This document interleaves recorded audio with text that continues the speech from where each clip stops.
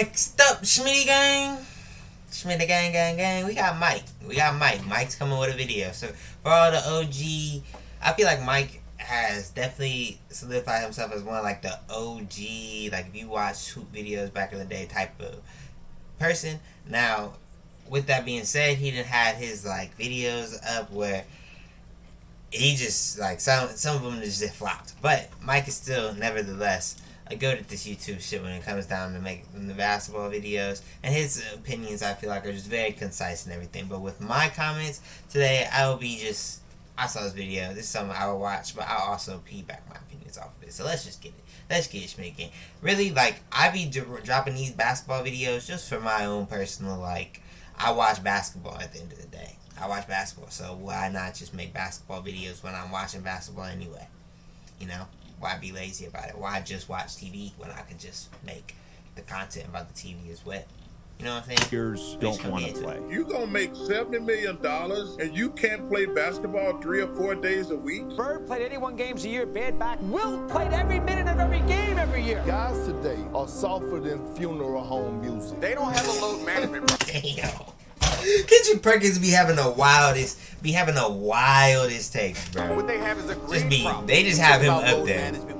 He is like damn near the black Skip Bayless. I will tell you, like, don't get it twisted. We got star players missing huge amounts of time. Kyrie Irving's made it it's like a vocation. I don't have a problem. Personal reasons. They are giving players days off that truly isn't needed, and it allows them to decondition themselves. I don't know why the league schedules back-to-backs. Of the 22 leading scorers in the NBA, almost all of them have missed double figures. If you 80%, you got to play it.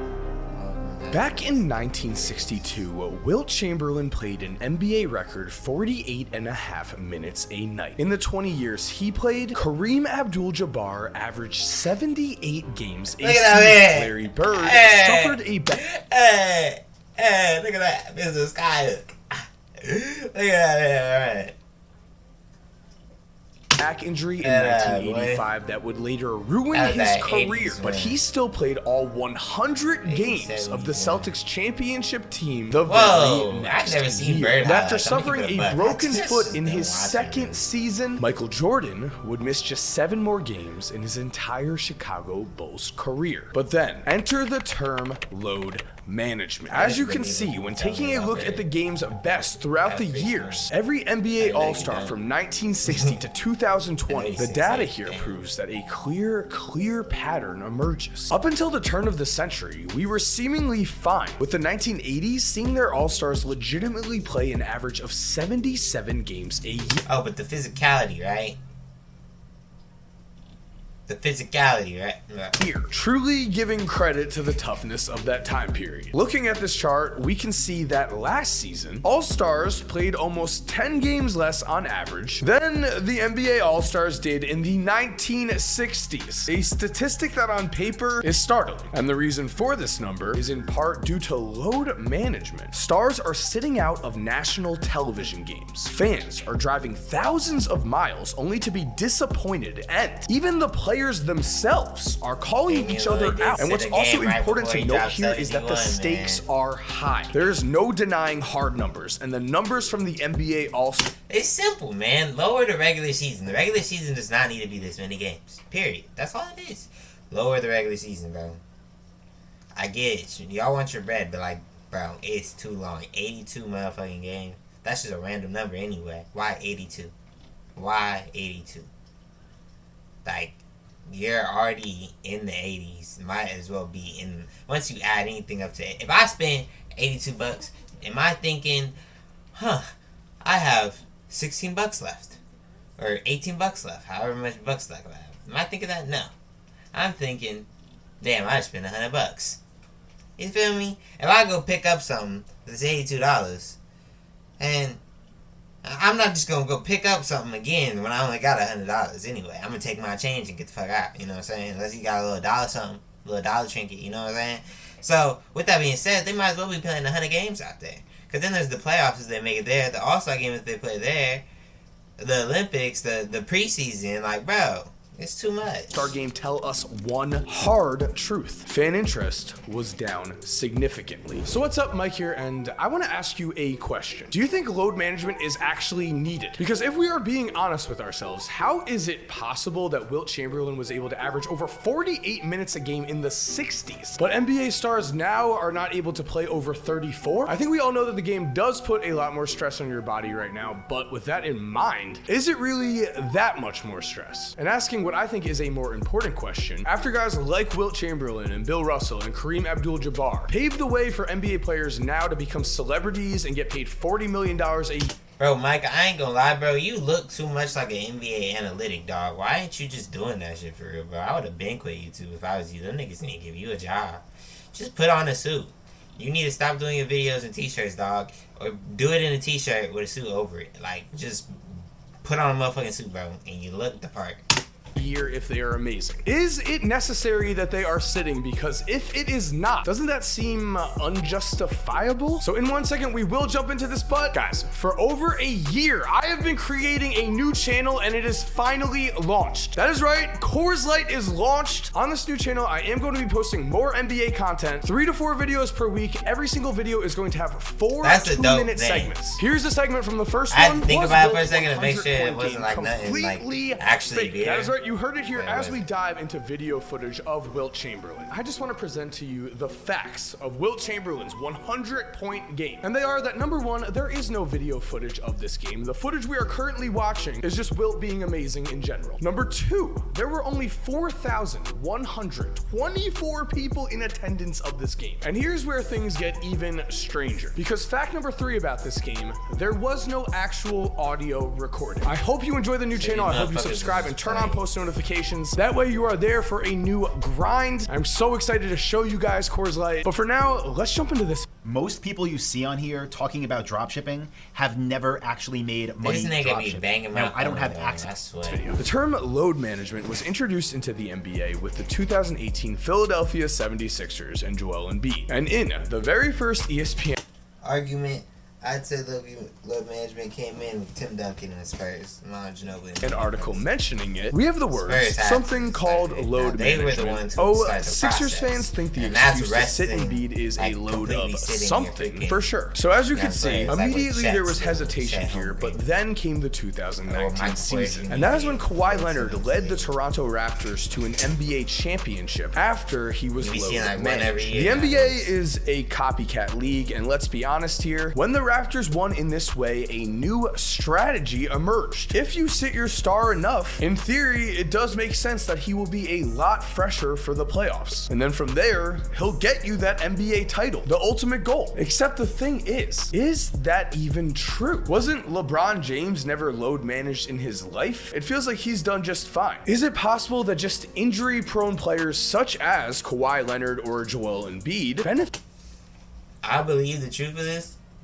I need the Vaseline. I have a Vaseline thing in my car, bro. I need that shit sitting right here because I be biting my lips too much. It's a habit. Y'all motherfuckers see it on here. Only real LShmiitty gang members know how I be. But we'll really see this if LeBron come out here and then come in the playoffs. Hey, yo. The fuck, LShmiitty gang? If LeBron comes out into the playoffs and then he's just like an absolute monster. Like, I'm talking about, like, if them niggas win the West, yeah, LeBron wasn't injured. From more rest, while other players don't even benefit at all. I wanted to find out, so I collected a lot of data here. If the data ends up not being there in favor of load management, I want to demand answers because the effects on the game have certainly been seen. Right now, we have star players who are playing less than ever before, who are also being paid more than ever before. And here is what NBA All-Star Paul George has had to say. They think by giving us time off, it's helped manage in our bodies, but in honesty, I think it's just making us weaker as players without putting that load and strain to our bodies. Then here, as you see, we have every single MVP with their games played and minutes per game during their MVP season throughout all of NBA history. And sure, there are a few outliers, Bill Walton certainly being one of them. But overall, history has pretty much remained the same. NBA MVPs play a lot of games and they play a lot of minutes. That is still mostly true about the minutes minutes, but now looking at games played, we can see an obvious downturn. All it took was one James Harden season, and now the new norm is that 74 or less games played is more than good enough to get it done. It's more than good enough to be the MVP. I do not have a problem with this every now and then, but personally, on a consistent basis, I do want my MVPs on the court playing. Taking a look on the flip side though, we have heard that the science is there. To me personally though, isn't the science just kind of common sense? Of course, if you sit out an extra 20 games and an extra 10 minutes more per game, you are going to put less miles on your legs during the regular season, and so then in theory, you'll be more rested for the playoffs. However, Kawhi Leonard is the face of load management, and he literally no cap. But that boy is nice. Suffered an ACL tear in the playoffs after a load management season. That is not exactly the best starting evidence, I will say. And because this is a very recent thing, I want to know, is this working? So let's dive back into those All-Stars. The term load management became real in 2018. So let's take a look from 2018 to 2020 at every single All-Star. In those 5 years, which All-Stars that ended up playing in the playoffs sat the most games? Did those All-Stars end up having more success, and what's happening to them now? Well, since the 2018 season, Kawhi Leonard played an average of just 56.3 games a season, but as we saw, he did lead the Raptors to the 2019 NBA championship, the ultimate goal. He and the Clippers are also there right now for a playoff run. Moving past Kawhi though, and comparing other NBA stars, a huge pattern is here after I collected all of this data. In the last 5 seasons, out of any player who was named to the All-Star team at least 3 times, the guys who played the least amount of games on average are names such as Anthony Davis and LeBron James, who both did win a title, Steph Curry and Kevin Durant, who both have won championships, and Jimmy Butler. Wait, okay. All-Stars in the NBA in the last 5 seasons, right? Players, average games played, average minutes. Okay, those are the niggas who wins rings. And their games played? Aha! Them niggas do not play a lot of games. Average minutes per game. They still get a lot of minutes. Who has a reputation for being someone who can step up amazingly in the playoffs. I would say this was a coincidence if on the other side, if on the top end of this list, we didn't have to go 10 names down to find the first All-Star champion, who is Chris Middleton, who has currently been plagued with a ton of injuries. So overall, what we can take away from all of this is that we are not crazy. It is very apparent that recently players have been sitting out way more often, and that has been very frustrating for a lot of fans, especially because, as you can see in this video, things such as All-Star voting certainly have not been affected, and the same goes with MVP voting. If you're a player and you're still getting named an All-Star after sitting out this many games, you're still in the MVP voting. That's true, because how is Anthony Davis not an All-Star? That don't make no sense. That boy was literally, if he didn't get injured and he kept playing like how he was playing, he was going to be the MVP. Stop tripping. That boy was going to be the MVP. He was going stupid, ridiculous, redonkulous. I will take Anthony Davis if injuries never, ever, ever happen. If we're playing 2K and there's injury-free rosters and everything, I will take Anthony Davis over Jokic any day. Any day. And Embiid, though. That's a little tough because Embiid's him. I'll take Embiid over Jokic, too. Jokic is the third best center. Dang. Out 10 games, then you're probably going to take a few extra nights off. The important thing always here was, is this working? And the answer we got was that it has worked for essentially every single NBA champion of the last 5 years. 2022 Golden State, we have Steph Curry. 2021 Bucks. And what we have found out overall in this video is that there are unfortunately no examples of guys that do play a ton of games having a ton of success in the playoffs recently. While on the flip side, the guys that have sat out have had playoff success. I want to know what you think about this. After the data has been presented to you, do you still think that players are sitting out too much? Because honestly, well, LShmiitty gang, what do y'all think? Because I represent and I say what we have thought. The regular season needs to go down to 58 games, 52 games. One of, like 2 ticks down on the 2K meter. Just go down to, we play, like make the matchups, like you can eliminate these BS matchups that nobody cares about. And I feel like it would make this, like, the chance to get the pick more realistic too. Because honestly, some of these teams be like like my Pistons, bro. We ain't got nobody right now. So we would lose every game.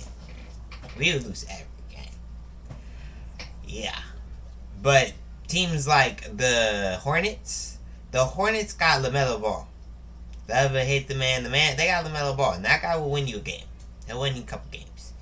Like the Spurs got Greg Popovich, he'll win you a couple games. You know, like the standings would get more fair because we would not be playing the same weak like 2 weak teams wouldn't play a game.